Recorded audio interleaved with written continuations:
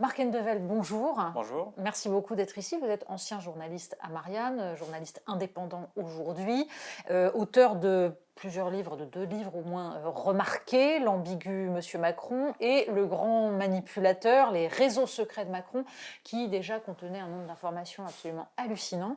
Et le livre d'aujourd'hui, L'emprise, qui n'est pas un petit livre, hein. Non, c'est un pavé. Voilà, c'est un pavé publié au Seuil et je pense que c'est à peu près la meilleure cartographie que j'ai vue de tous les réseaux de pouvoir et de copinage en France et ailleurs qu'en France d'ailleurs.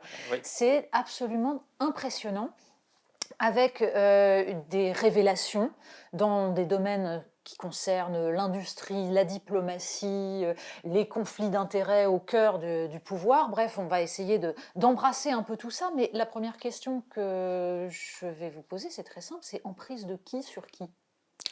Alors, emprise de qui sur qui, déjà, le livre, même si je parle largement des présidents de la République, et notamment de celui actuel, c'est-à-dire Emmanuel Macron, je parle d'abord de la France, de notre pays, et du fait que ce pays se retrouve finalement sous emprise des grandes puissances, comme je le présente, et notamment des États-Unis et de la Chine.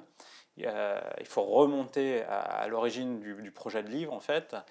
Je m'amène sur ce projet-là à partir de 2 à 3 éléments principaux.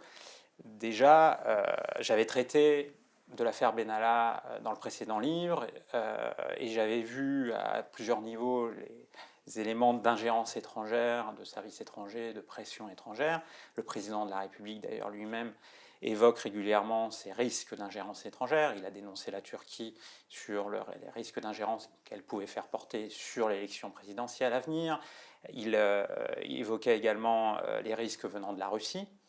Mais mon vrai point de départ de l'enquête, c'est à la fois par une prise de conscience en 2019, donc avant la pandémie, qu'on allait vers un terrain de confrontation mondiale, notamment sur le plan économique, mais également géostratégique, entre les États-Unis et la Chine, alors qu'à l'époque, c'était encore assez peu, on va dire, les commentateurs à Paris n'avaient pas encore totalement pris en conscience de la chose.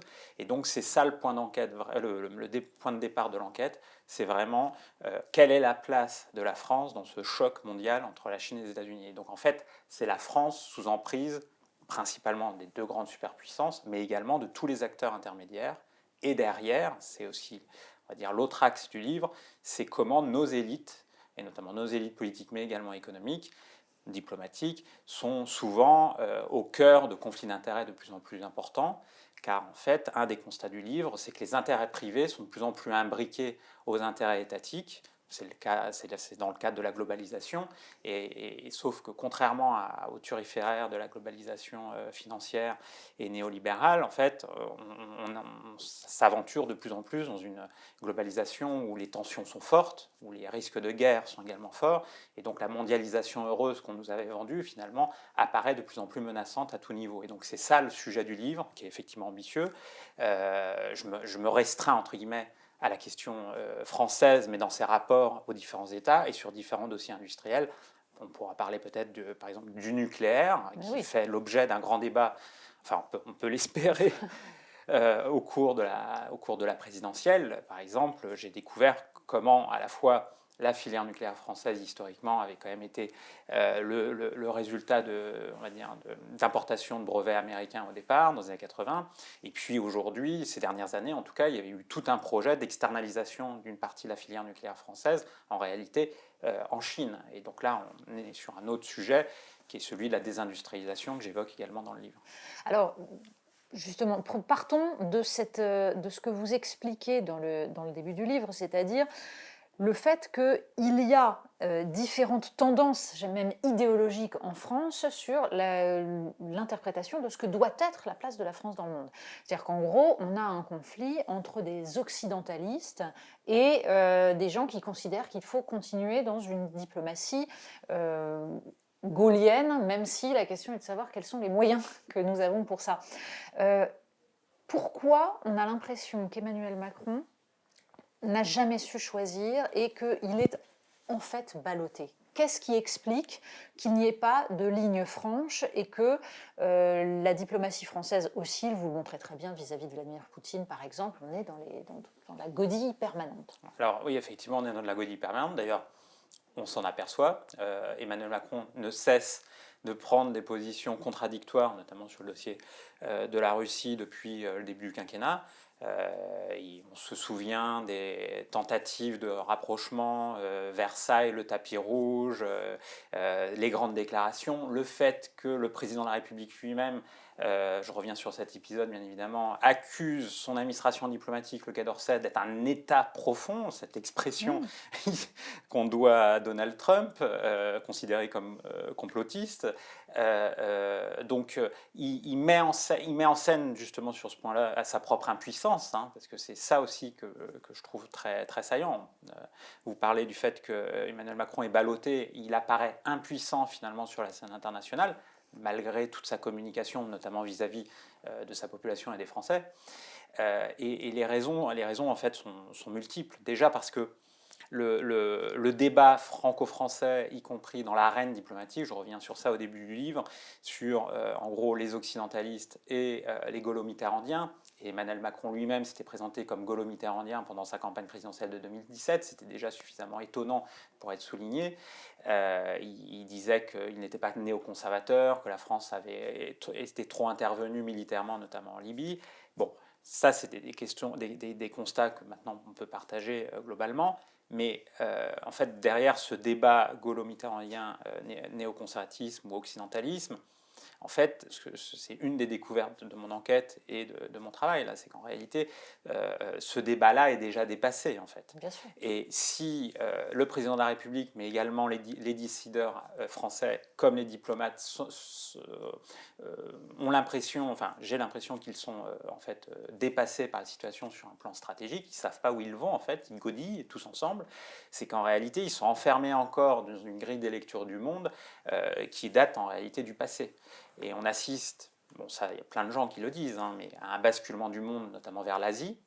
La guerre froide Chine-États-Unis, qui n'est pas que économique, le cœur de cette guerre froide est en Asie, et l'Europe devient de plus en plus la périphérie du monde. Et donc, dans les élites françaises, cette prise de conscience est encore extrêmement faible en réalité. Et Macron, en fait, dès le départ, il est dans un référentiel d'indépendance du pays. Il parle également d'autonomie stratégique, mais son idéologie ou son pari stratégique, ou pas, je dirais pas stratégique, mais personnel, c'est de mettre ce débat dans l'arène européenne, de dire c'est l'Europe qui doit être autonome par rapport aux deux grandes puissances. Sur le papier, c'est très beau et ça peut se comprendre par rapport à l'Europe qui est le plus grand marché mondial, qui a quand même énormément d'habitants entre la Chine et les États-Unis. Donc sur le papier, ça se comprend. Sauf qu'en pratique, ça ne s'est pas du tout déroulé comme prévu. Il pensait pouvoir avoir le soutien d'Angela Merkel et de l'Allemagne et il ne l'a pas eu. Et pourquoi il ne l'a pas eu? Parce qu'en fait, et ça c'est très peu dit dans le débat français, on se gargarise du couple franco-allemand à longueur de colonne, toutes les déclarations politiques, c'est sur le couple franco-allemand. On s'écharpe entre eurosceptiques, on dit, et eurobéats ou européistes. En réalité, il faut juste être euroréaliste, c'est-à-dire considérer les vraies différences d'intérêt stratégique entre l'Allemagne, la France, mais également entre l'Italie et d'autres pays européens. Et sur des grands dossiers qu'on évoque très peu dans le débat public en France, encore aujourd'hui, malgré l'urgence, sur le dossier énergétique et sur le dossier stratégique militaire, la France et l'Allemagne sont sur des choix diamétralement opposés. Un exemple pour comprendre un peu le dossier Nord Stream 2.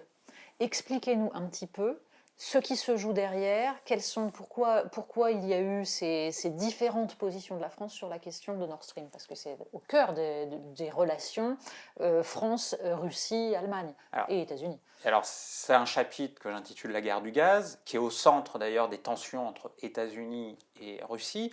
Aujourd'hui, tout le monde s'inquiète de voir que les Européens n'ont pas voix au chapitre dans on va dire, la confrontation et le dialogue diplomatique. Emmanuel Macron a tenté de le faire, sauf qu'il a échoué. Mais on voit très bien là sur le dossier ukrainien à quel point, en gros, ça se règle entre les États-Unis et la Russie. Les Français et les Allemands ont beau essayer de brandir le format Normandie, il ne se passe rien. se passe rien. Pierre Vimont, qui est le représentant spécial de la France, donc un grand diplomate du Quai d'Orsay, représentant spécial de la France, nommé par Emmanuel Macron, ancien directeur de cabinet de Dominique de Villepin, mais également d'Hubert Védrine.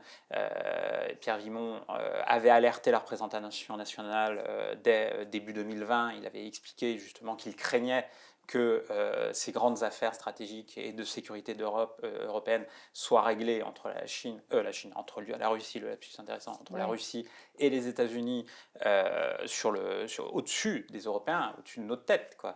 Et donc ça, c'est compliqué. Mais pour revenir au gaz, justement, parce qu'en fait, ce n'est pas qu'une confrontation géostratégique entre la Russie et les États-Unis.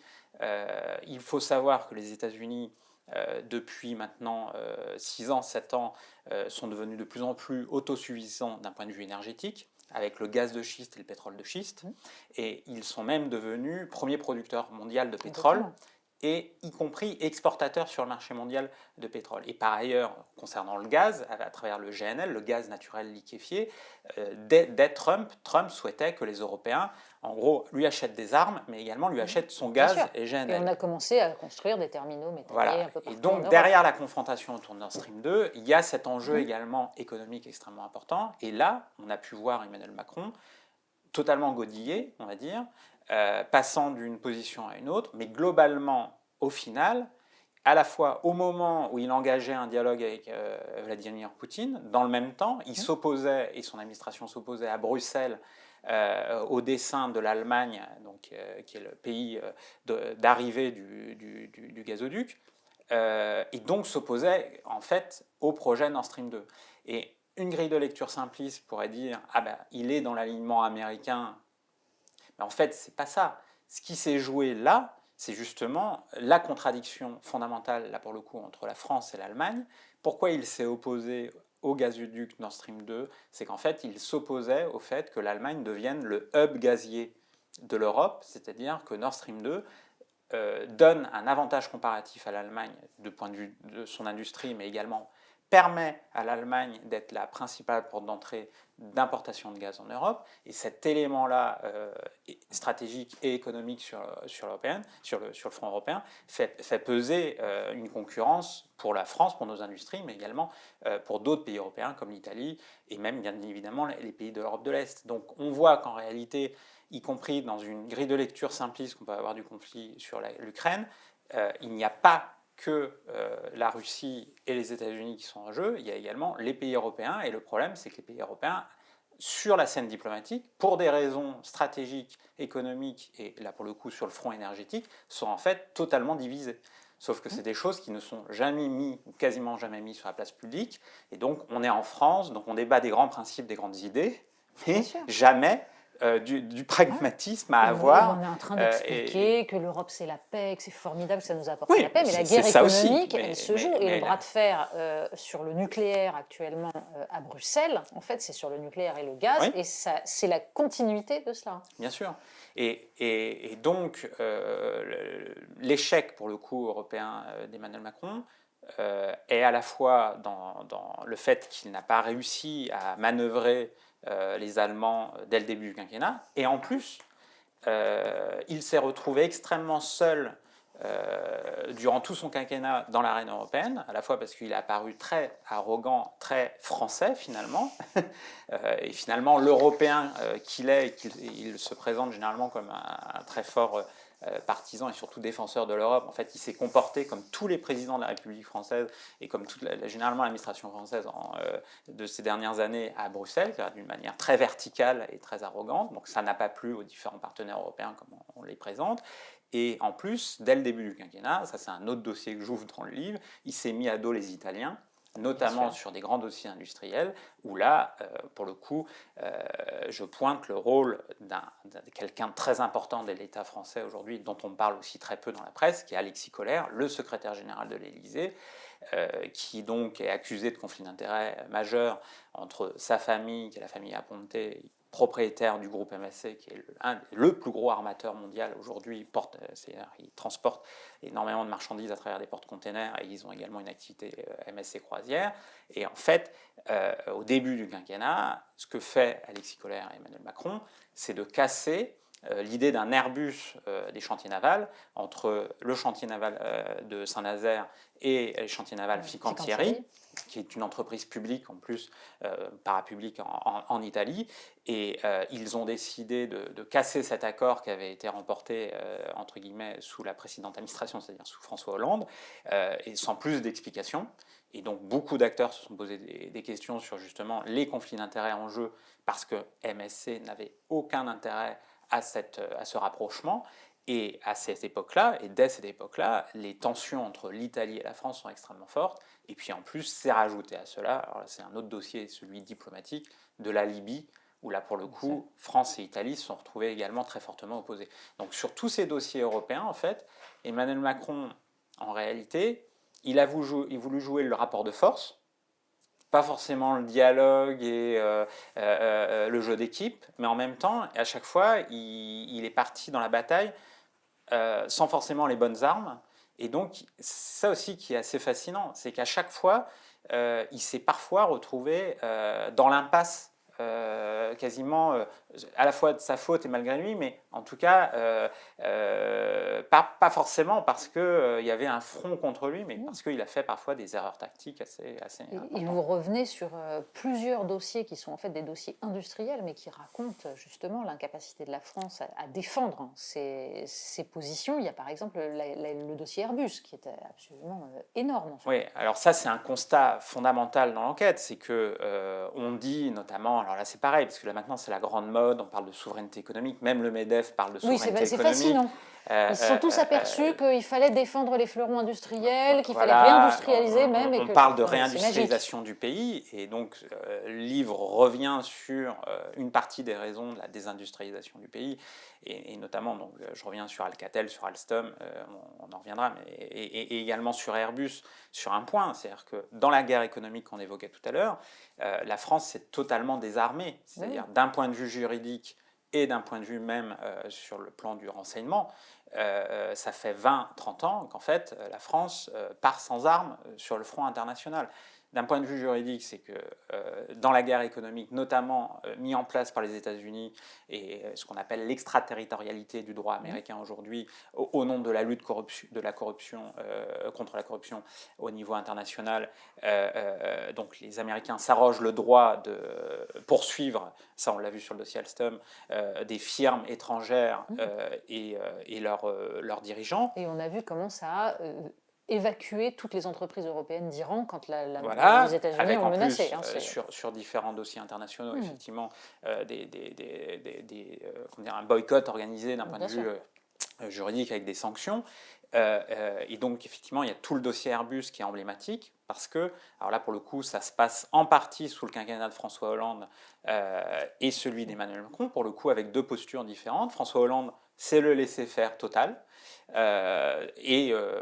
Comme éventuellement il y a des faits de corruption qui sont constatés, il dit la justice doit passer, mais sans aucune prise de considération d'éléments stratégiques et sur le fait que dans les procédures qui sont engagées, y compris au sein du management d'Airbus, il y a un risque fondamental de déperdition d'informations, de transfert d'informations, de casse de valeur industrielle également en termes de recherche et développement auprès des États-Unis, au bénéfice des États-Unis. C'est-à-dire qu'on ouvre tous les dossiers en fait, et on ouvre tous les dossiers à une justice américaine qui en fait est constituée de cabinets qui, eux, peuvent parfaitement faire de l'espionnage industriel. Tout à fait. Et des armes, je parlais de désarmement aussi. L'autre élément extrêmement important, c'est que, et ça on le sait déjà depuis une dizaine d'années, parce que ça a été notamment dévoilé par Edward Snowden, mais ça n'a fait finalement que peu de débats. Il y a quelques mois, on a parlé de l'affaire Pegasus, j'en parle dans le livre assez longuement.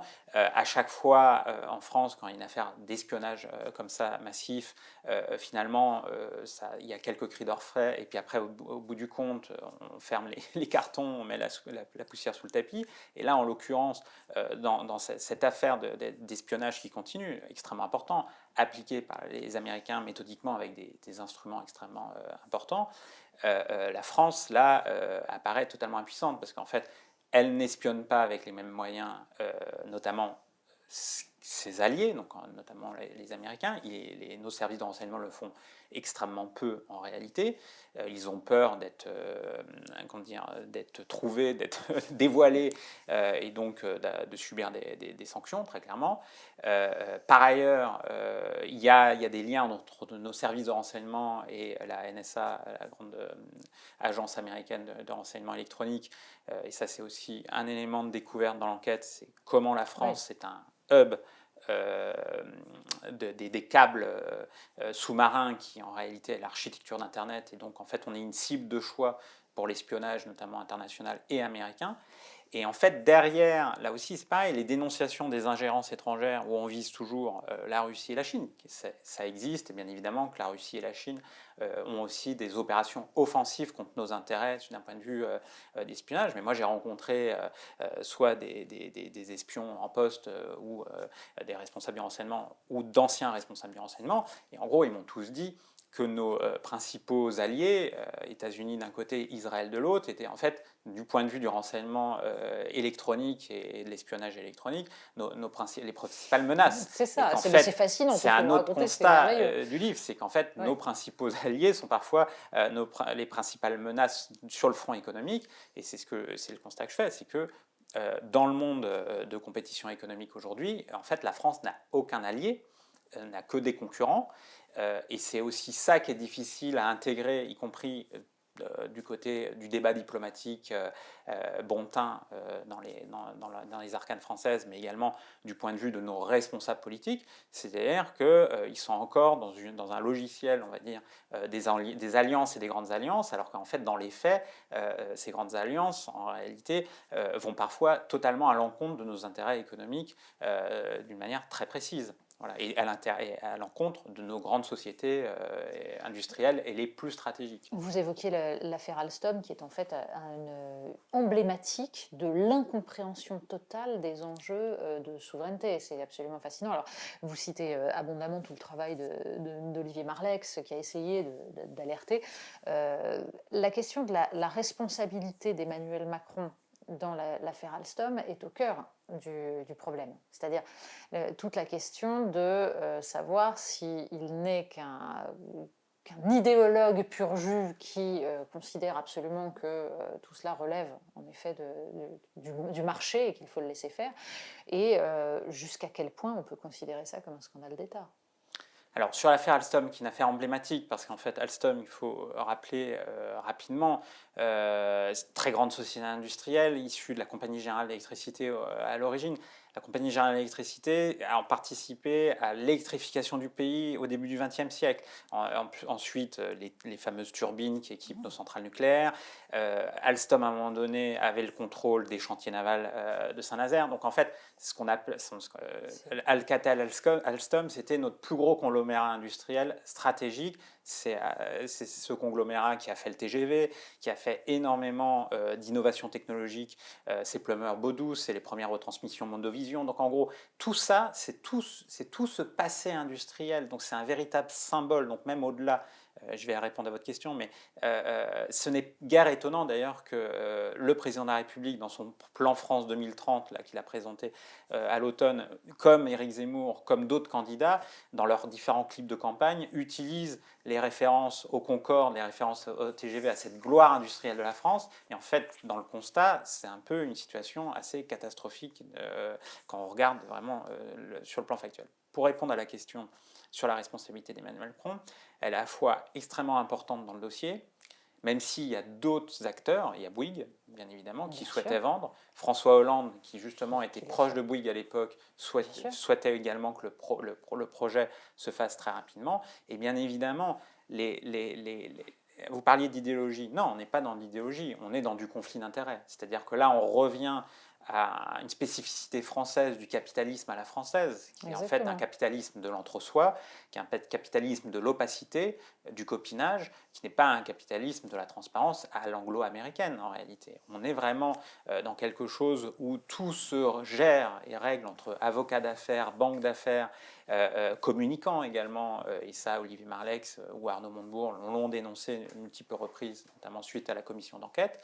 En tout cas, un point que j'apporte au dossier, parce que Olivier Marleix va très loin, il parle de pacte de corruption, et en même temps, concernant Emmanuel Macron, il dit qu'il a été imprudent, donc il reste, entre guillemets, à la fois il parle de pacte de corruption et à la fois il accorde, on va dire, une imprudence à Emmanuel Macron. Puis sans doute parce qu'il y a un enjeu actuel qui est le rachat des fameuses turbines, tout à Arabelle, fait. et que finalement l'enjeu c'est de ne pas empêcher cette opération-là. Donc on marche sur des œufs. On marche sur des œufs. En tout cas, pour Emmanuel Macron sait que le dossier Alstom est une faute, y compris politique pour lui, au niveau personnel. C'est là où on peut parler d'imprudence. Moi, ce que j'apporte dans le livre, c'est que, effectivement, dans tout ce jeu d'interrelations, je me suis aperçu que on a beaucoup parlé du financement de la campagne. Il y a quelque chose en fait qui est sur la table, qui est en fait de source ouverte. C'est qu'en réalité, les 11 millions d'euros de prêts de la campagne d'Emmanuel Macron en 2017 ont été débloqués par différents acteurs, que je cite dans le livre, qui en réalité sont tous dans le giron de la banque Rothschild et aussi des gens qui étaient autour de l'opération Alstom. C'est-à-dire que Emmanuel Macron a eu des difficultés financières sur sa campagne en 2017, contrairement à tout le storytelling qu'on a présenté, les fameux dons privés. Il en a eu des dons privés. Et voilà, en fait, il n'a pas eu suffisamment d'argent. Après, j'avais soulevé cette question-là lors du précédent livre, Le Grand Manipulateur. Et sur cette question-là du financement, qui est quand même centrale en termes de conflit d'intérêts, en fait, je me suis aperçu que les 11 millions d'euros de prêts, donc il les a eus de deux banques, la BRED et je ne sais plus, la Crédit Mutuel, mais ces deux banques-là refusaient de lui accorder les prêts parce qu'il n'avait pas d'assurance, et ces assurances-là ont été débloquées par différents acteurs qui, là, pour le coup, sont en proximité avec même le plus haut management d'Alstom et notamment de Patrick Cron. Et donc d'ailleurs, d'une certaine manière, là pour le coup, les élus qui ont alerté sur les conflits d'intérêts sur l'affaire Alstom devraient s'emparer de mon enquête, parce qu'en réalité, il n'y a même pas un très grand complot, il y a juste un énorme conflit d'intérêts au plus haut niveau de l'État sur ce dossier, comme sur les autres dossiers qu'on a évoqués déjà, c'est-à-dire notamment le dossier MSC Colère, qui est un autre énorme conflit d'intérêts. Là aussi, et vous racontez en plus toute l'histoire de la famille Colère, puisqu'il a tout fait pour minimiser son lien avec MSC. Et là alors, aussi, vous montrez bien à quel point c'est... Enfin, tout le supposé déport dont il parle en disant « je ne me suis jamais occupé de ça », c'est extrêmement douteux. Alors, sur l'affaire Colère... donc je vais essayer d'être précis parce que c'est des dossiers sensibles et compliqués. Effectivement, donc Alexis Colère est accusé d'avoir caché son lien familial avec les propriétaires et dirigeants du groupe MSC. Il y a la justice et on va dire enquête toujours, même si elle enquête doucement, mais elle enquête toujours. Et effectivement, sa prise de position depuis le départ, c'est de dire qu'il s'était déporté, donc en fait, il ne traitait pas de ces dossiers-là quand il était en poste à l'APE et puis dans ses différents postes en cabinet ministériel, et notamment quand il était directeur de cabinet d'Emmanuel Macron, mais également avant avec Pierre Moscovici. En fait, je me suis aperçu qu'en réalité, notamment au cabinet, par exemple, de Michel Sapin, qui est le ministre des Finances de François Hollande, il y avait également des questions de déport, justement, qui étaient, eux, formalisées auprès de différents membres de cabinet, ce qui n'était pas le cas d'Alexis Colère dans ses différentes fonctions. Donc ça, c'est quand même une différence majeure. Donc, quand il parle de déport, en fait, c'est un déport extrêmement informel. Et puis surtout, c'est une des révélations du livre, même si nos confrères de Mediapart ont énormément travaillé sur l'affaire Colère, j'ai la confirmation que les liens familiaux entre Alexis Colère et la famille Aponté sont extrêmement forts et proches. Sa famille, ses enfants partent en vacances sur le yacht de la famille Aponté. Et puis l'autre élément extrêmement important, et là pour le coup on en revient à la géopolitique et la géoéconomie mondiale, c'est qu'en fait MSC en Afrique avait des grandes ambitions ces dernières années, parce que de plus en plus les transporteurs, les armateurs mondiaux veulent contrôler l'ensemble de la distribution logistique et donc veulent contrôler de plus en plus les ports et les ports de containers. Donc là on est dans la on va dire dans la boîte noire de la mondialisation. Et quand on entre dans cette boîte noire de la mondialisation, on s'aperçoit qu'en réalité, MSC, par rapport à ses grandes ambitions africaines, s'est retrouvé confronté totalement au groupe Bolloré. Voilà. Et en fait, c'est l'une des découvertes du livre, c'est que en fait, je me suis aperçu que derrière la confrontation Bolloré-Macron, que les commentateurs politiques ont largement fait état depuis quelques mois, en fait, ce n'est pas, là pour le coup, qu'une question, entre guillemets, d'idéologie, ou du fait que Vincent Bolloré serait devenu de plus en plus réactionnaire, ou de plus en plus catholique, de plus en plus zémorisiste.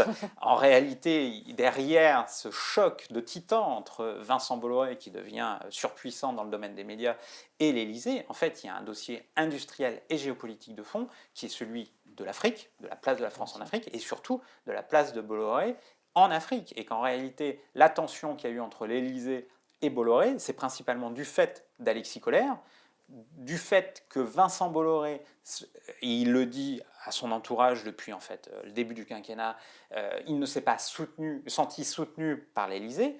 Alors après, il y a tout un débat, est-ce que l'Élysée doit forcément soutenir le groupe Bolloré en Afrique? Mais en tout cas, la raison de la brouille quasiment mortelle, entre guillemets, sur un plan politique, entre Bolloré et Emmanuel Macron, en fait, est liée au fait que MSC taille des croupières, entre autres. Il y a d'autres acteurs, hein. Il y a les Émiratis, il y a également d'autres acteurs du transport maritime mondial, mais en tout cas, tous ces acteurs dont MSC taillait des croupières ces dernières années à Bolloré en Afrique. Bolloré a perdu une concession port de Douala au Cameroun, et qu'en réalité, c'est la raison principale de la brouille entre l'Élysée et le groupe Bolloré.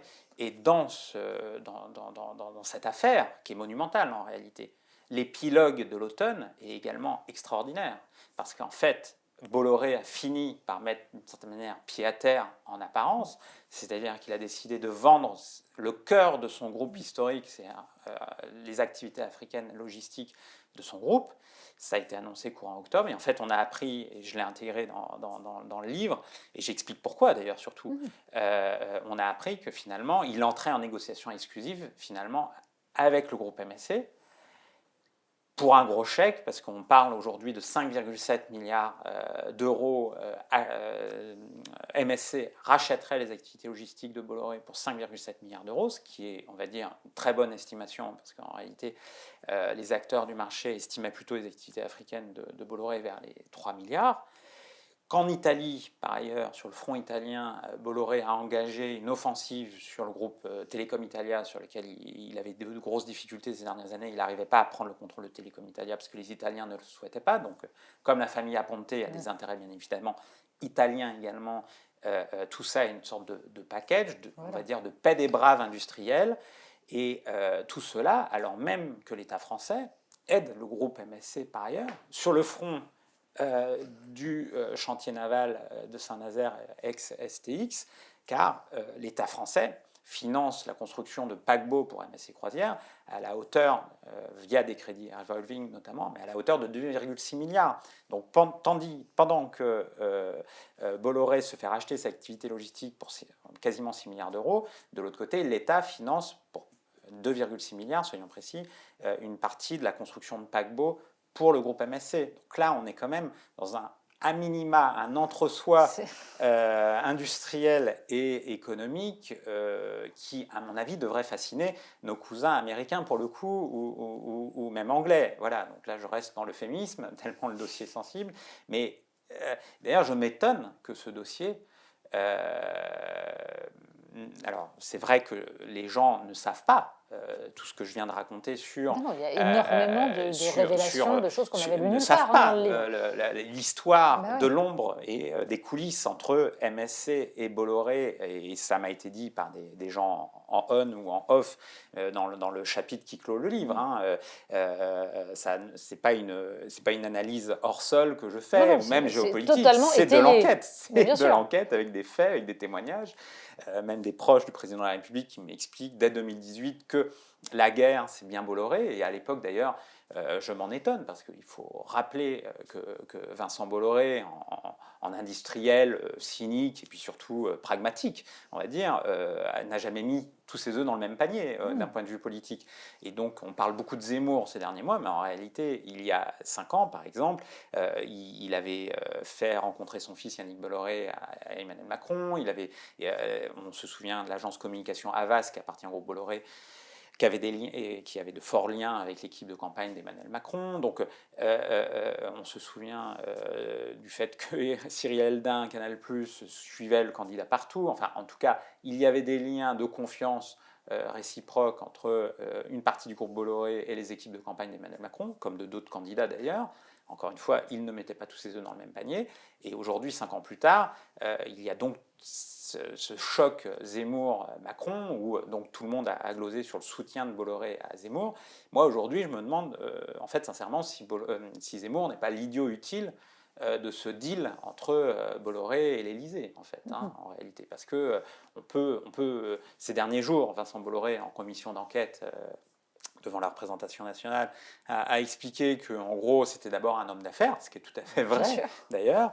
Alors, il a fait des lapsus sur Zemmour, il croyait qu'il était déjà président de la République, mais donc peut-être qu'il espère que Éric Zemmour, au fond de lui, devienne président de la République, mais en fait, il n'avait pas voulu montrer plus que ça son soutien à l'égard d'Éric Zemmour, c'est sûr, on l'attendait au tournant, mais dans le même temps, Éric Zemmour rappelait par des petites phrases qu'il connaissait très bien Vincent Bolloré et qu'il était extrêmement soutenu. En fait, en coulisses, on peut se demander véritablement aujourd'hui si c'est pas le business qui prime avant tout. Et ça, c'est aussi une des leçons de l'enquête et du livre, c'est qu'effectivement, dans les décisions publiques, en France comme à l'étranger, notamment dans les intérêts internationaux, dans les rapports d'État à État, on ne parle que de business. Au nom d'essayer de ramener la balance commerciale de la France, qui est d'un niveau catastrophiquement déficitaire, à le ramener un peu plus à l'équilibre, on fait des concessions à tout niveau. Et donc les conflits d'intérêts se multiplient également à tout niveau, et c'est presque inextricable. Donc on parlait de la godille au début de l'entretien. En fait, cette godille, elle est au-delà de la personne du président de la République. C'est à tout niveau que les conflits d'intérêts sont là. D'autant plus que une des rares industries qui reste à la France, c'est l'industrie d'armement. Et du coup, dans cette diplomatie française, on lit surtout une diplomatie des contrats de vente d'armes, et derrière arrive évidemment tout le lot de compromissions.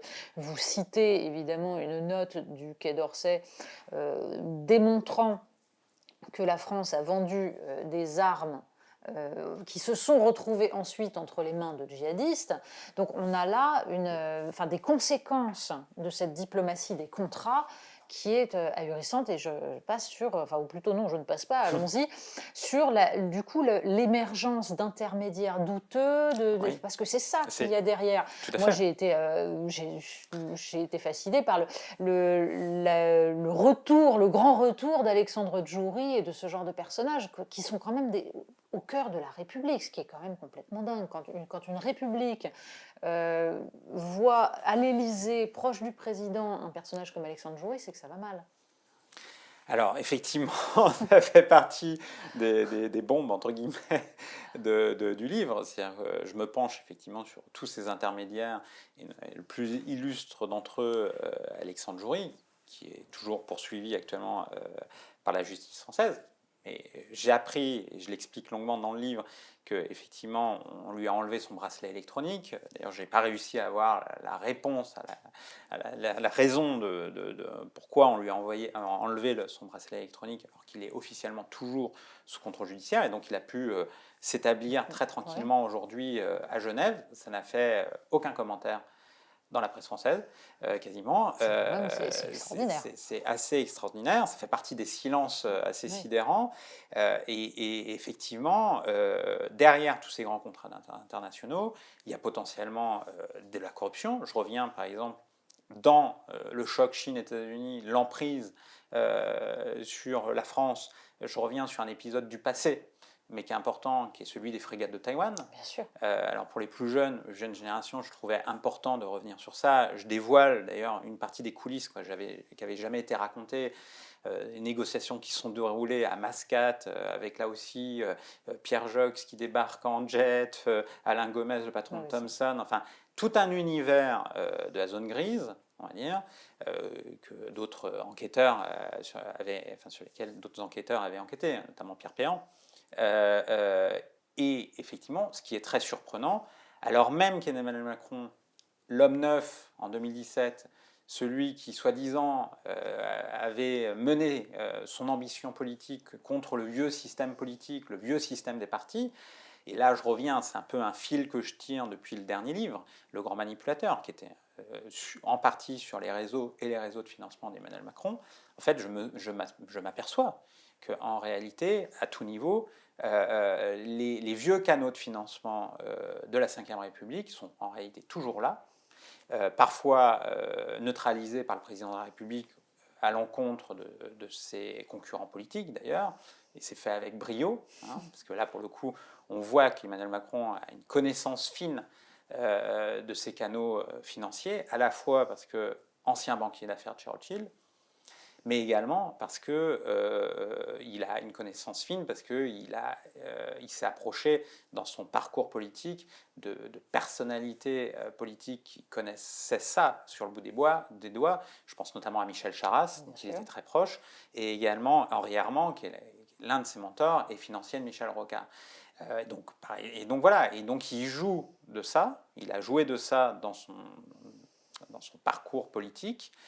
Et ça fait poser énormément de questions, là pour le coup, parce que là pour le coup, il y a tout un chapitre effectivement sur Alexandre Joury où j'évoque les interrelations, notamment à Genève, dans le système financier de Genève. Je me suis aperçu de la proximité d'Emmanuel Macron avec tout un tas de protagonistes qui sont apparus dans l'affaire Benalla, d'ailleurs, proche également d'une organisation financière qui est la compagnie financière de Rothschild, à ne pas confondre avec Rothschild & Co.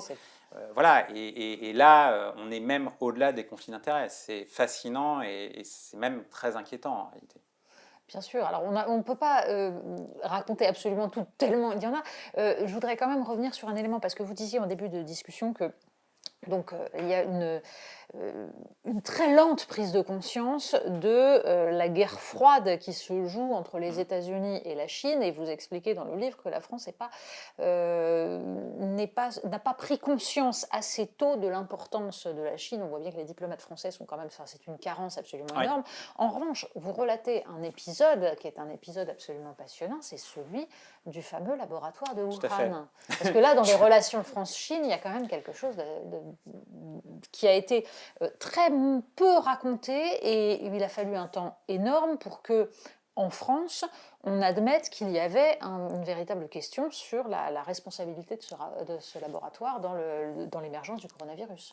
Alors, vous parliez de carence, effectivement, des diplomates, mais en partie du renseignement français, à l'égard de la Chine. Effectivement, là aussi, c'est quelque chose qui a été laissé, justement, de ces dernières années à quelques hommes d'affaires, à quelques pionniers français qui ont noué, parfois des responsables politiques, qui ont noué des relations particulières et proches auprès du régime chinois. Et donc effectivement, la relation d'État à État est compliquée par, on va dire, cet artisanat et ces relations interpersonnelles parfois douteuses.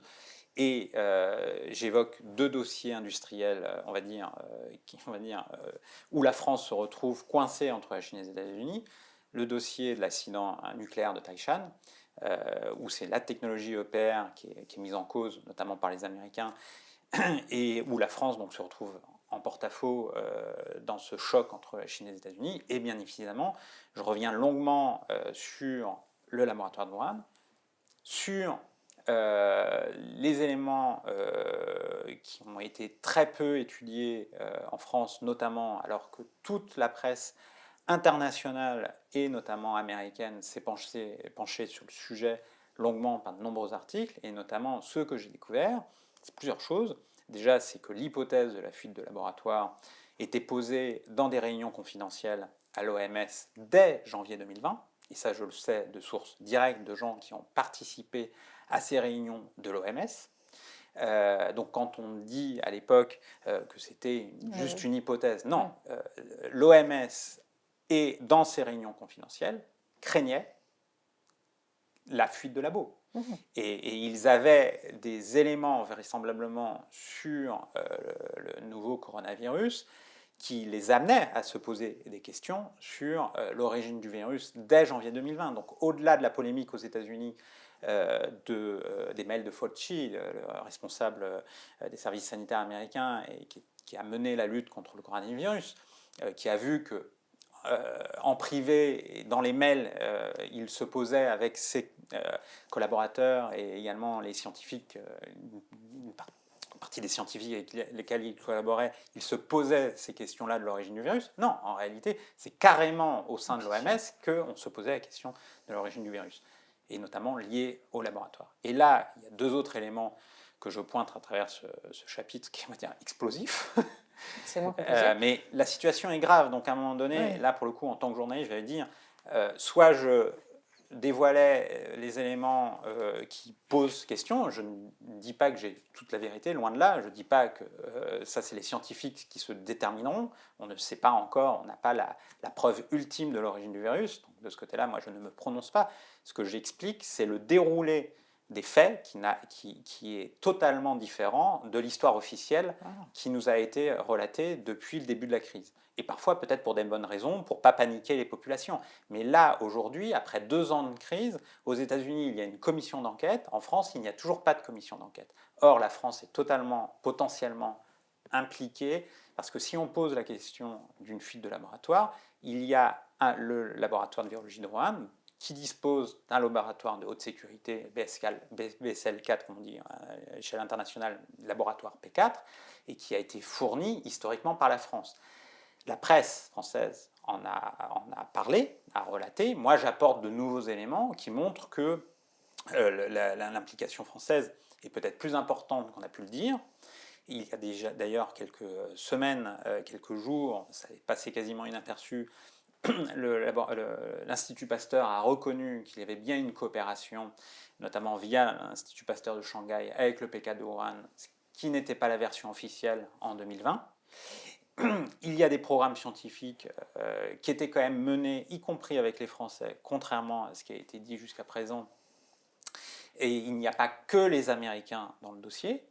Et donc, encore une fois, potentiellement, la France est impliquée. Et d'ailleurs, il y a quelqu'un qui d'ailleurs met les pieds dans le plat dans l'enquête, c'est quand même Alain Juillet, ancien patron de la direction du renseignement de la DGSE, qui me fait part de ses doutes extrêmement sérieux et qui ne croit pas au storytelling français sur le fait que, en gros, à part avoir fourni le laboratoire, on ne saurait rien et qu'on aurait même été écarté, et qu'on aurait été totalement écarté et qu'on n'aurait aucune information sur ce qui s'est passé. Moi, à minima, ce que je peux dire et ce que j'ai vérifié, même si, et d'ailleurs, quand j'ai interrogé le ministère de la Défense, je n'ai eu aucun commentaire. Ce que j'ai découvert, c'est que, comme on le sait aujourd'hui, alors les lecteurs ou les téléspectateurs ne le savent pas encore forcément, mais je sais que Marianne, d'ailleurs, avait fait état d'un ouvrage précédent sur l'origine du virus, celui de Brice-Perrier. Et effectivement, ce que j'ai découvert, c'est le calendrier. Par mes petits moyens, je confirme ce qui est déjà corroboré à l'international, c'est que le virus, vraisemblablement, a commencé à se diffuser dès l'automne 2019, voire fin de l'été 2019, donc bien plus tôt que ce qu'on a dit. Et ce que je dis, par ailleurs, dans l'enquête, c'est que les services de renseignement français auraient été mandatés dès l'automne 2019 pour enquêter, et par ailleurs, auraient eu des informations sur le virus dès l'automne 2019, fin 2019 au plus tard. Et donc là, pour le coup, c'est extrêmement important, parce que d'ailleurs, il y a des juridictions aujourd'hui qui se penchent quand même sur le sujet. Agnès Buzyn a été entendue sur ce qu'elle savait, ce qu'elle ne savait pas. Elle a dit qu'elle avait appris la chose sur un blog fin décembre 2019, sur ce qui était en train de se passer en Wuhan. Il y a le Canard enchaîné qui a évoqué que l'ambassade de France avait alerté les services diplomatiques et le Quai d'Orsay à la fin 2019. En fait, vraisemblablement, les services de renseignement français étaient déjà au courant, et en fait l'Élysée était déjà au courant. Donc d'ailleurs, quand on accuse Buzyn comme une sorte de seul responsable Oui, bouc émissaire, et qui est vraisemblablement utilisé comme bouc émissaire, la lumière n'a pas totalement été faite sur ça. Par ailleurs, ce que j'ai découvert et ce qui explique l'opacité autour du laboratoire P4, c'est qu'en fait, la technologie de confinement à la française du laboratoire P4 est une technologie issue totalement et directement de la filière nucléaire française. Parce que c'est une filière, déjà c'est une technologie duale, donc duale mi-militaire, mi-civile, qui peut avoir des applications militaires.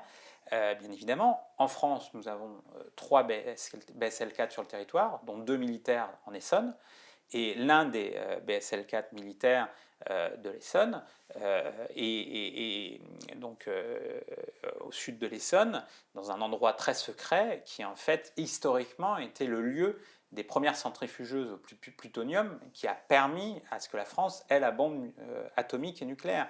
Autre élément qui montre l'opacité du sujet du laboratoire P4 au niveau international et français, le BSL-4 civil à Lyon, dirigé par Hervé Raoul. En fait, Hervé Raoul est un ancien militaire. Il était en poste à la direction des applications militaires, la DAM, qui est un service extrêmement secret de l'État, qui gère rien que moins la force de dissuasion nucléaire. Donc en réalité, on est au cœur là, du régalien français, on est au cœur de la raison d'État, comme on me l'a invoqué. Ça interroge sur l'opacité de la Ve République et du rapport démocratique à ce régime-là, y compris sur des dossiers qui concernent finalement toute la population et toutes les populations du monde entier. Et donc, de ce point de vue-là, c'est assez intéressant. Et ce dont je me suis aperçu, c'est qu'en réalité, il n'y a pas une réglementation internationale sur les BSL-4. Quand on dit que tel virus, c'est plutôt BSL-2, BSL-3, BSL-4, en réalité, il y a un flou total à ce niveau-là. Des coronavirus ont pu être d'ailleurs étudiés en BSL-4 et pas uniquement en BSL-2, BSL-3, même si en lambda, ils peuvent être étudiés en BSL-2 et BSL-3. Et là, toute la lumière n'a pas été faite. Des scientifiques du monde entier réclament l'ouverture, on va dire, d'informations du côté de la Chine, qui de toute façon toujours est dans la rétention d'informations. Notamment la base de données de l'Institut Virologie de Wuhan est toujours déconnectée depuis septembre 2019. Et étonnamment, la France a été d'un silence également assourdissant sur ce dossier-là. Emmanuel Macron a évoqué une seule fois le sujet, c'est quasiment passé inaperçu de mémoire, c'était en printemps 2020 dans une interview de Financial Times, et justement il reconnaissait dans cette interview... Oui, nous ne savons pas tout. Nous ne savons pas tout, et il n'en a pas dit plus depuis, personne ne lui a d'ailleurs posé la question. Voilà, moi j'ai des sources haut placées à tout niveau qui disent, sans avoir totalement de certitude, mais qui disent en tout cas que le positionnement de la France, au moins sur ce dossier-là, très en retrait et un pays très silencieux sur le sujet, et le rapport de la France à la Chine sur ce sujet-là, comme sur d'autres dossiers industriels stratégiques, notamment la centrale nucléaire de Taishan, est une des raisons pour lesquelles les Australiens ont rompu le contrat des sous-marins. C'est-à-dire que les Australiens, après, on peut avoir un grand débat sur quelle position diplomatique de la France au regard de la confrontation Chine-États-Unis et des implications géostratégiques et géopolitiques dans le Pacifique. Ça, c'est un débat tout à fait légitime et qui se comprend. Je ne suis pas forcément même pour la guerre tout court ou la guerre froide même. Hein. Donc la position d'équilibre de la France est plutôt potentiellement intéressante, mais on n'est pas dans de l'équilibre, on est plutôt dans de la godille, justement, où d'un côté la France participe en mai 2021 à des grandes manœuvres militaires et navales avec les Australiens, avec les Japonais, avec les Américains en face de la Chine, donc un acte, on va dire, hostile vis-à-vis de la Chine, et de l'autre côté, il y a un silence assourdissant sur ce qui s'est passé à Wuhan et même à Taishan, parce que nos intérêts français sont directement concernés. Et ça, pour le coup, ce que je sais, c'est que les Australiens ne l'ont toujours pas accepter. Bien sûr. Voilà, donc ça a des implications totales. Alors, je reviens bien évidemment sur la longue histoire de l'implication de la France à Oran, qui est une très longue histoire, qui n'est pas uniquement liée aux industries de santé. Mais voilà, on est dans... quand la diplomatie mélange intérêt d'État et intérêt privé et intérêt économique, ça peut être à long terme explosif. Alors, on n'a pas le temps, on ne peut pas dévoiler toutes les révélations qu'il y a, tous les dossiers qui sont présents dans ce livre, c'est absolument hallucinant. Mais une dernière question, parce que quand on sort de la lecture de ça, il y a quand même un moment, j'allais dire, où on est obligé d'accuser le coup. Ça ne donne pas vraiment foi en la démocratie, voilà, en la noblesse des êtres humains. Donc, quel regard vous portez sur l'actuelle présidentielle et sur ses enjeux au vu de tout ce que vous racontez là? Qu'est-ce qui se joue? Et est-ce qu'il se joue quelque chose dans cette présidentielle?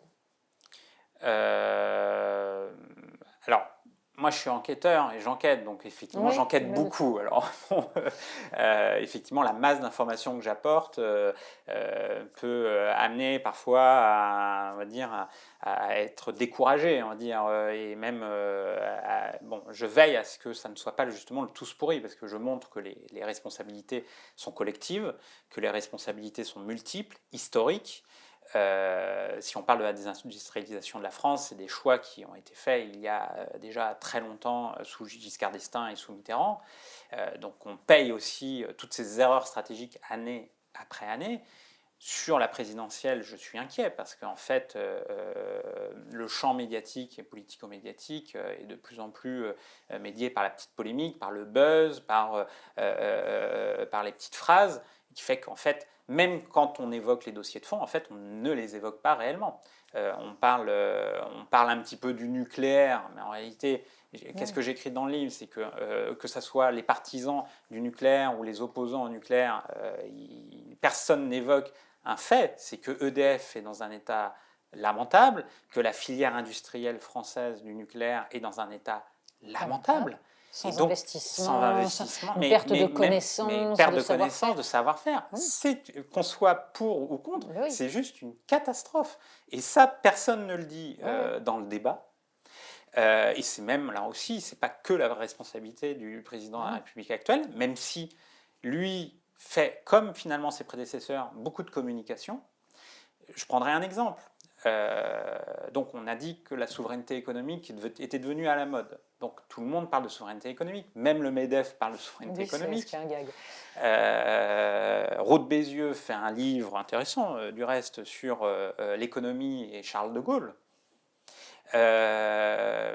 Donc c'est quand même, on est une époque quand même où là pour le coup c'est intéressant parce qu'idéologiquement il y a des choses qui se renversent.